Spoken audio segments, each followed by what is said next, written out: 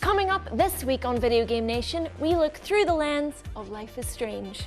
John counts down his top episodic games. If you're like me, you'll get neurotically obsessed with what you said and want to try again.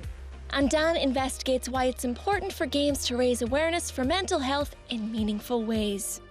All that to come on this week's Video Game Nation.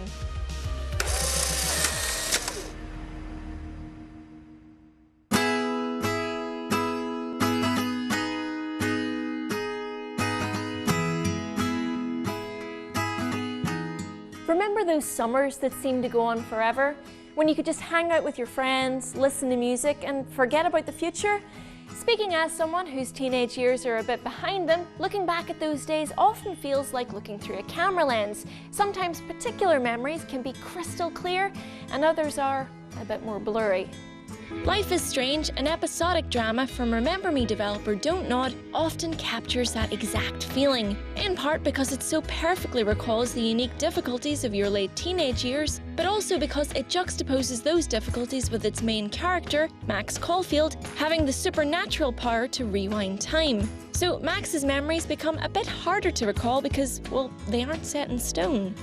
When we think of episodic games that force players into split-second decisions and promise that even smaller decisions will have long-lasting consequences, we think of telltale games like The Walking Dead and The Wolf Among Us. There's certainly been an increase in these types of games in recent years, but what makes their cause and effect gameplay so compelling? Choice and consequence gameplay, especially in something like Life is Strange, I think it taps into this feeling that we all have that if we could just do something again, if we could just do it differently, if we could just try again, then maybe things might be different. Whoa. I think the thing when you've got choices and consequences is that that's kind of what our real lives are always like, and the result of that means it feels very immediate and real, but at the same time it's not real, so you can kind of experiment with it and you can try out choices that you might not necessarily make in your real life because you want to experience the consequences without actually having to, live through the consequences. You can go back and you can do it again. It's you making a split-second decision, which can be sort of self-revelatory. Like you learn stuff about yourself as you go along, and you'll do something where you're sort of like, oh, I would react like that. I didn't think I was that sort of person. And you can get to go through those emotions and figure all that stuff out, which is very interesting, something you can only do in computer games.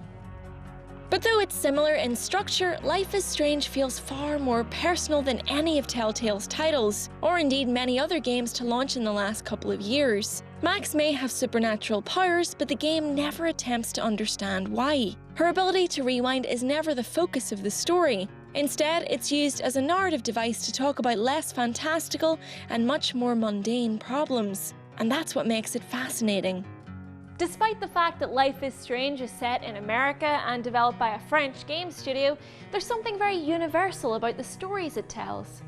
We all had a friend like Chloe who you knew would get you in trouble and yet you couldn't really keep away from. And we all had a morning after an exciting, perhaps even life-altering night when time just seemed to stop, when you'd lie in a messy heap on top of the blankets beside your best friend and never really feel the need to talk.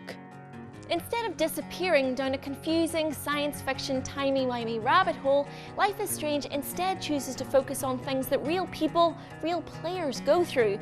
Social media shaming, suicide, bullying, questioning your sexuality, growing up. And yet, it never patronizes. Decisions about whether you'll turn in a violent, potentially homicidal classmate sit side by side with deciding over what to have for breakfast. And though the incidents Max begins to change with her power to rewind time start out small, you can unbreak a camera or unspill a drink, for example, choices invariably ramp up until you find yourself slowly changing an entire town, and find that the consequences may be more far-reaching than you initially thought. The game isn't perfect. The lip-syncing, particularly in the early episodes, is way off, and it can distract you if you tend to focus on it during the more emotional scenes. The dialogue is a bit heavy-handed too, and the teen speak spoken by Chloe especially doesn't always convince. But Life is Strange still manages to hook you, mostly because its characters, its setting, and its plot are so interesting. And holding it all together is Max. Maxine although she can feel a little bit like a teenage girl written by like middle-aged people, what with the cool slang and stuff like that she says every time. But it is more interesting, I think, the way people react to her and the way people treat her.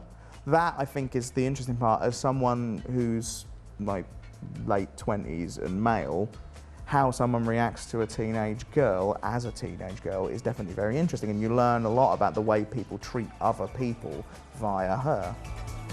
I think what makes Maxine such a cool character is she's actually not that unique. I think a lot of us, we either were Maxine or we had a friend like Maxine when we were teenagers. You know, she's artistic, she's funny, but she's shy. She's not got a huge amount of self-confidence. Meanwhile, her best friend Chloe is your classic rebellious teenager.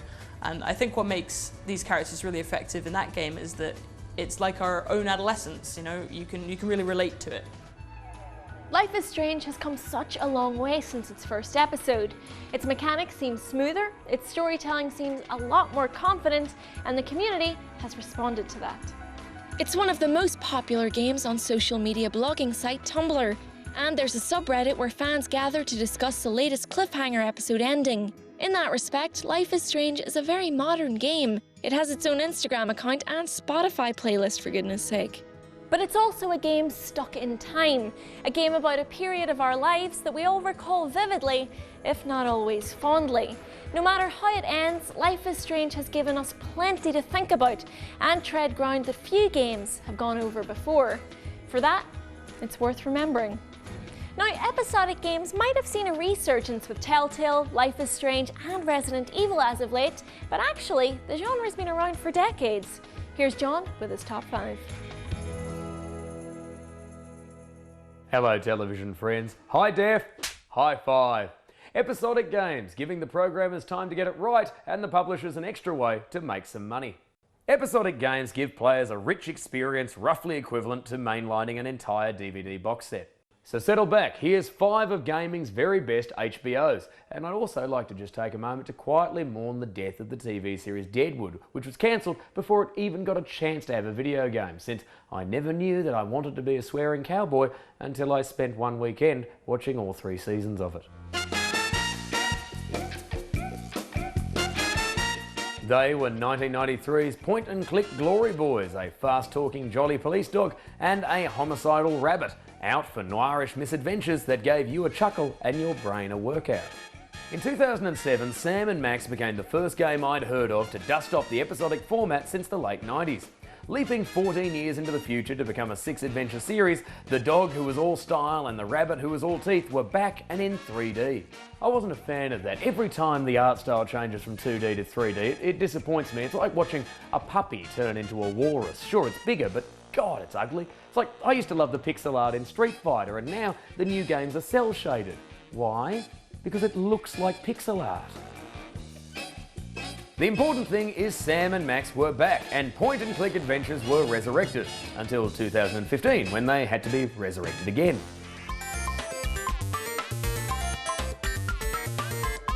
Commander Keen was Apogee's PC platformer mascot for the kiddies, a little boy with a gridiron helmet, a spaceship and a laser gun.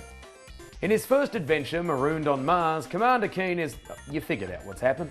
You must escape the red planet, so it's time for lasers, pogo sticks, green aliens and dodgy but satisfying sound effects. Get off Mars and the story continues. Episodic games were so common back on the PC in the 1990s. Say what you will about how annoying in-game advertising is now, but I remember a time when all the games I owned ended with an ad for more of the same game. There's a saying that the road to hell is paved with good intentions, and if that's true, then half of the bricks must be unsold Sega Saturns. Rushed to market and just not as good as the Sony PlayStation, the Sega Saturn had a short lifespan and looked like a roided up Mega Drive, but had some fabulous games. One of those was Shining Force 3, which came out in 3 parts in 1998. But only in Japan, because why should the West get anything? Enjoy your 1/3 of a game, American scum! I'm particularly taken with the episode titles, which are Scenario 1, God Warrior of the Kingdom, Scenario 2, Target, Child of God, and Scenario 3, Bullseye Rising. 1. Who doesn't want to be the god warrior of a kingdom? And 2. Isn't Target, child of God, a much better name for the New Testament?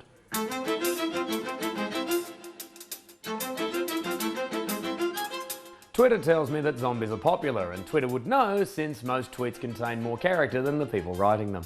The Walking Dead is the current big daddy of episodic games, paralleling a successful TV series and letting you experience all the fun of being helpless in a dreadful place filled with murderous swine. Or London, as it's also known. The most important feature is how choices impact the overall story, with your choices in episode 1 affecting what happens in episode 2. Which is wonderful. First, you'll be emotionally involved, and 2, if you're like me, you'll get neurotically obsessed with what you said and want to try again. Exploiting someone's neuroses equals guaranteed replayability. At number 1. I've picked Half-Life 2 Episodes 1 and 2. They don't replicate the atmosphere of a particular TV series or let you influence a huge unfolding narrative, but they're 2 incredibly distinct games from a groundbreaking studio, and they're as close as we're getting to Half-Life 3 for now. I'd like to have put Telltale's Game of Thrones at number 1, especially since I have Khaleesi's hair on Tyrion Lannister's head, and after all, Telltale did take what was a marketing ploy for other publishers and turn it into a proper genre. But we've already covered Game of Thrones and The Walking Dead on this show. The whole list can't just be games by Telltale, even if they are the absolute industry leader in episodic games. So that's why they can't be number 1. Still to come on Video Game Nation, we're exploring the relationship between games and mental health. And Dan is investigating exactly why it's important for games to raise awareness for mental health in meaningful ways. We'll see you in a few. They also can show you you're not alone, and I think that's very, very important, especially for younger people. Episodes 1 and 2 are available now with Catch Up TV.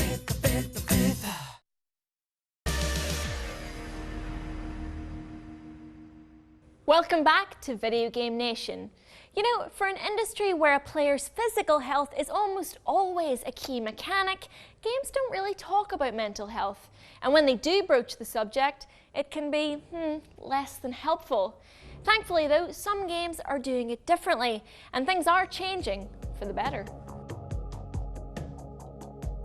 Games can be safe spaces in which to explore a whole bunch of things, and I think mental health is a big part of that. People who have depression, dysphoria, obsessive compulsive disorder, video games can be a very safe place to explore your feelings and explore how you behave without basically having any real life consequences. I think that that's why there is this relationship actually between video games and mental health, is that they can be a good way for people to work through things. At their heart, games are really an entirely mental experience. They're something that you really perceive inwardly. And the relationship between games and mental health then becomes really obvious, right? You know, games are almost a form of meditation. Games force you to problem solve, they force you to react to something, they force you to make choices and, you know, play out their consequences. In a sense, they're a nice, it's not just escapism, it's a way of actually exercising so much of what your mind can do. I think there's been very few games, big games, that have treated mental health respectfully, mostly because it's one of those topics that people tend to just try not to go near so much. In the indie space, however, there's a burgeoning selection of games that are not only treat mental health respectfully, but are actually about mental health and are designed to help people explore issues around mental health. Looking at the indie scene, you're getting a lot more games that are developed by a single author, someone with a story to tell, something with a personal experience of mental health issues, and they're the ones who are creating meaningful games about these things. Depression Quest, I think, has definitely treated mental health with respect. It definitely gives you an insight into the life of someone that is suffering with depression. I mean, it's not the same for everyone, but it can help you understand maybe a friend or a family member or someone you know that is going through something. And you understand why they react the ways they do and how things aren't in their control. I definitely recommend checking out Depression Quest. I'm pretty sure it's free online. Well, I mean, I'll be honest, none leap to mind immediately, although I'm sure there have been games that have done that. But I think the problem is a lot of the time being insane in a game is the entire justification for why the baddie is a baddie, and that's not how things work. You know, I personally, I've had struggles with my mental health in the past, and when I felt bad, I didn't want to blow anything up. I just sort of felt powerless and self-destructive and sad. But I guess that doesn't dovetail as neatly into a game about, you know, trying to fight a man who's dressed as a bat. I think that games are, more than any other popular media, all about experience, and that means that they're an amazing tool, potentially, for exercising empathy. You know, games are not just a space wherein you get to meet and communicate with people who are different to you. They're a space where you get to inhabit and be someone who is different to you. And so whether you suffer from any mental health issues or you don't, you can experience something different through a game. And I think that that means that games have a unique responsibility to go after that aim, that end goal of actually showing you what it's like. You know, can you imagine playing a game that was actually able to communicate with you what having schizophrenia is kind of like? Like, that would be a huge milestone, I think, in art. To more than just say, oh, it's this abstract thing, but no, you get to feel it. And nothing else is capable of that. For so long there's been a stigma around mental health issues, and meanwhile it affects a vast percentage of the population. And I think that being able to talk about it, you know, with friends, with family, I think that that's a huge step forward in helping people to deal with mental health. And video games and other media, not only do they allow people a way to explore mental health issues, they also can show you you're not alone. And I think that's very, very important, especially for younger people. By seeing themselves represented properly in games, it's ultimately going to help people come to terms with their own mental health issues. It's going to help people who know people with mental health issues to come to terms with that as well. And it's just going to make life better for a lot of people. It's important for games and everything really to treat like mental health with respect. I mean, I'm on medication myself right now for depression, and it's important for people to know that it's not a sort of madness, it's not something you should be ashamed of. It is an illness, it is a problem with your brain that can be treated, be it through therapy, be it through medication. There's definitely always someone that can help you. You can always go and talk to someone, which is definitely, if I was to give a message to anyone that's going through anything, it's sort of make sure you talk to someone. You're not alone. You'd be surprised the amount of people that are going through exactly the same thing. So talk to someone, talk to a doctor, talk to family, talk to friends, talk to anyone, but do talk to someone, and there's always something you can do. Mental health is a topic that needs to be addressed openly, knowledgeably, and with a great deal of compassion. So why should video games, which often tackle big issues with the sensitivity of a size 14 jackboot, even bother trying?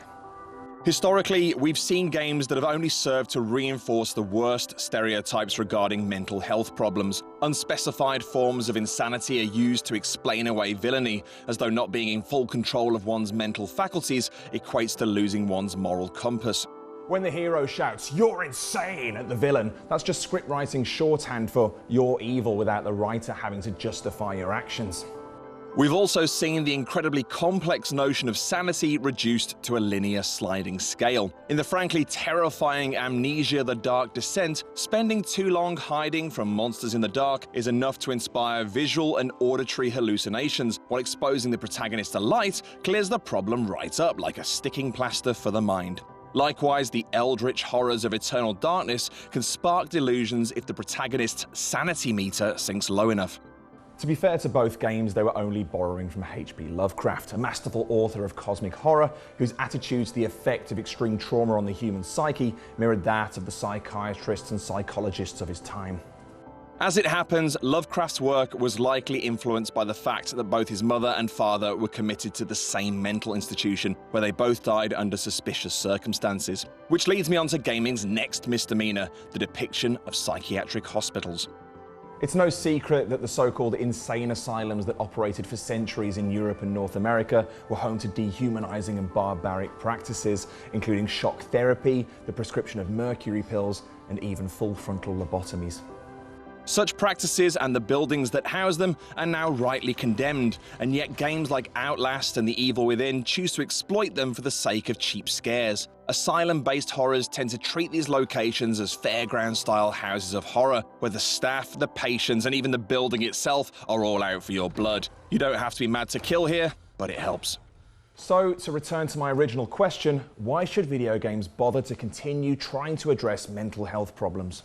Well, because they're getting a lot better at it. It's no secret that the last few years have seen certain conventions rightly challenged in order to steer gaming onto a more progressive track, including the treatment of female characters, racial diversity, sexuality, and yes, mental health. Some have confused this with censorship, to which I can only say, no. Now, the first thing that any game dealing with characters experiencing any of the myriad forms of mental health problems should acknowledge is that they're exactly that. Problems, and not, as has often been the case in the past, character traits. Actual Sunlight from indie developer Will O'Neill is an example of how to get things right. This semi-autobiographical tale of a misanthropic 30-something intentionally provides the player with little and ultimately no freedom to intervene as he spirals into a deep depression, culminating with a deeply affecting gut punch of an ending. The important thing is that we're not told he's depressed. Our initial reaction to his self-pity, cynicism and isolation is one of frustration. Clearly he should just snap out of it and cheer up, but as we grow to realise, he doesn't because he can't. Actual Sunlight highlights gaming's power to enable people to empathise with someone else's state of mind, giving players just enough control to feel a genuine connection, but not enough to prevent the devastatingly inevitable. His helplessness becomes your helplessness, and that makes for an incredibly powerful experience. Elsewhere, Heavenly Sword and DMC creator Ninja Theory is working on Hellblade, a third-person adventure that doesn't look too far removed from the studio's previous output until you learn that its protagonist, a Celtic warrior called Senua, is dealing with anxiety, depression and schizophrenia. That this psychosis manifests itself as monstrous enemies sounds a little too on the nose. Senua is literally battling her personal demons, but its creator is adamant that they're treating the subject with great respect. To that end, Ninja Theory is working with Paul Fletcher, a respected psychiatrist and professor of health neuroscience at the University of Cambridge, to ensure that Hellblade steers clear of the pitfalls of its predecessors. Whether it will actually achieve that remains to be seen, but the studio's ambitions are admirable. It even looks like we'll get the chance to explore an asylum that isn't home to supernatural terrors or secret genetic experiments. The Town of Light from Italian developer IKA.IT takes place in the recreated ruins of the real-life Volterra Psychiatric Asylum, which was shut down in the late 70s due to its cruel practices, including those I described earlier. The developer claims that it aims to show how far psychiatry has come by having the game's protagonist, a former patient, explore the abandoned site to discover the truth behind her enforced stay there 6 decades ago while dealing with her ongoing fight with depression. While these new games all tackle mental health in very different ways, they share an understanding that it's an issue that shouldn't be trivialized and should be talked about openly. I can only hope that they encourage anybody who plays them to think the same way too. Well, that's it from Dan, and that's pretty much it from us this week. If you've been affected by any of the stuff we've chatted about, please reach out and talk to someone. Mind.org.uk is a great resource for lots of mental health related topics, or you can call the Samaritans using the number on screen now. But in the meantime, I think I'm going to take a picture of you all to commemorate the moment. Smile! Oh no, wait, what am I thinking? Hold on. That's better. Cheese! See you guys next week.